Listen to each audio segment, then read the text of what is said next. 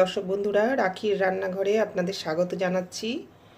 আজকে নিয়ে চলে এসেছি একটি নতুন রেসিপি, মসুর ডালের বড়ার তরকারি। তো মসুর ডালের বড়ার তরকারিতে আমি মসুর ডালটা এই কাপের মাপে 1 কাপ নিয়ে জলে ভিজিয়ে রেখেছিলাম। এটা আমি রাত্রে ভিজিয়ে রেখেছিলাম। আপনারা চাইলে 2-1 ঘন্টাও ভিজিয়ে রাখতে পারেন। মসুর ডাল খুব তাড়াতাড়ি ভিজে যায়। একটি গোটা পেঁয়াজ, যেটি আমি কুচো করে বড়াই দেব, কাঁচা লঙ্কা একটি কুচি, আর এই আলুটা আমার রান্নায় যাবে। তো দেখতে থাকুন আমি কিভাবে বানাচ্ছি। তো রান্নাটি করতে দেখুন, মসুর ডাল তো আমি বলেইছি, মসুর ডালটা পিষে নেব একটু বড়া বানাবো বলে। রসুন 4 থেকে 5 কোয়া আর কাঁচা লঙ্কা কুচি করে নিলাম।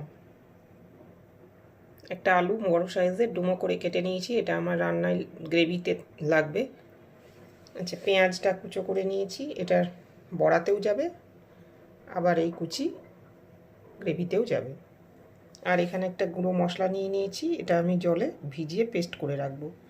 স্বাদ মতো নুন, 1 চামচ লঙ্কার গুঁড়ো, কাশ্মীরি লঙ্কার গুঁড়ো কালারের জন্য, 1 চামচ গরম মশলার গুঁড়ো, 1 চামচ ধনে গুঁড়ো, 1 চামচ জিরে গুঁড়ো, 1 চামচ হলুদ গুঁড়ো, আর 1/2 চামচ মতো চিনি। চিনিটা টেস্টের ব্যালেন্সটা রাখে নুন চিনির। আপনারা চাইলে চিনি যারা দেবেন না মনে করবেন তারা স্কিপ করতে পারেন। আমি ফেটিয়ে নিয়েছি বন্ধু, দেখুন মিক্সিতে আমি ডালটা কি স্মুথ হয়ে গেছে।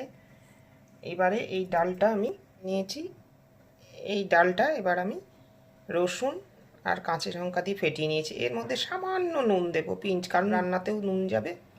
বেশি নুন দিলে বড়া তরকারিটা খারাপ হয়ে যেতে পারে, ওই জন্য খুব সামান্য একটু পিঞ্চ একটু নুন দেবো, একটু সামান্য হলুদ দেবো, দিয়ে ভালো করে ফেটিয়ে নিয়ে প্রয়োজন মনে করলে 1 চামচ বেসনও দেবো যদি জল জলের মতন হয়ে থাকে।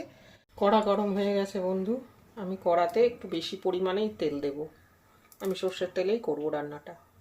বড়া ভাজতে একটু তেল বেশি লাগে, জন্য 3 থেকে 4 বড় চামচ আমি তেল দিয়ে নিচ্ছি।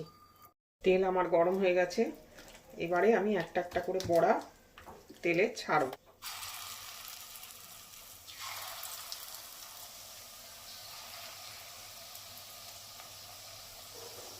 এক পিঠ ভাজা হলে হালকা হাতে অপর পিঠ উল্টে দেবো। এমনি বড়াগুলো ছেড়ে আসছে, এই যে হাত দিয়েও ঠেলে দেওয়া যাচ্ছে। তো আমি আস্তে আস্তে উল্টো পিঠটা দিয়ে দেব। একটু ভাজা হবে, একটু ভাজা হোক। বড়াগুলো ভাজা ভাজা হয়ে গেছে। খুব কড়া করে ভাজবো না, কারণ কড়া করে ভাজলে না ভেতরে যখন গ্রেভি বানাবো ঝোলটা ভেতরে যাবে না, বড়াটা শুকনো শুকনো লাগবে।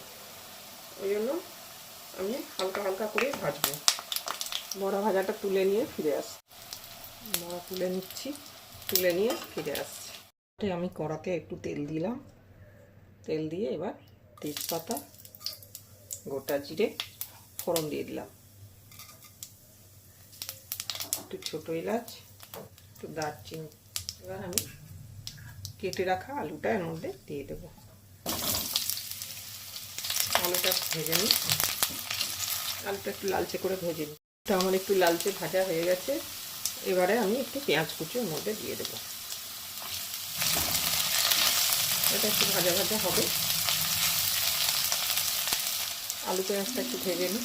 এই পর্যায়ে মিক্সিতে যে আদা রসুন আর টমেটোর পেস্ট করেছিলাম সেখান থেকে 1 চামচ মতো আমি দিয়ে দেবো। এটা একটু কষে নেব। এবারে আমি যে মশলাটা গুঁড়ো মশলাগুলো রেখেছিলাম এইগুলো এক এক করে এখানে ঢেলে দেব।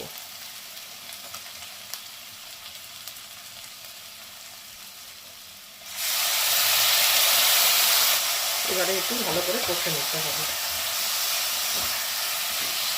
মশলা আমার কষানো হয়ে গেছে, দেখুন মশলা থেকে তেল ছেড়ে দিয়েছে।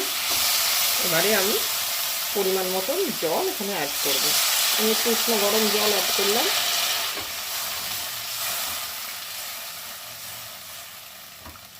আরও 1 বাটি জল আমি এখানে দেবো বন্ধুরা, কারণ বড়া ঝোলটা একটু বেশি রাখতে হবে। গ্রেভিটা বড়াতে খুব তাড়াতাড়ি ঝোল টেনে নেবে। এবারে আমি এটি 4 থেকে 5 মিনিটের জন্য ঢেকে হতে দেব। বড়াটা পরে দেব। তো দেখুন বন্ধু, আমার ঝোলটা ফুটছে। এবারে ভেজে রাখা বড়াগুলি আমি এক এক করে এর মধ্যে দিই।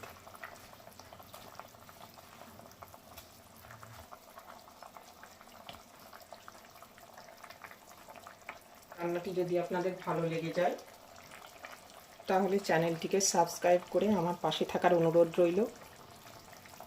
লাইক শেয়ার কমেন্ট করবেন, বেল আইকনটি টিপেও আমার পাশে থাকবেন। আমি যখনই কোনো ভিডিও, নতুন ভিডিও বা রেসিপি দেব সেই নোটিফিকেশন আপনাদের কাছে পৌঁছে যাবে।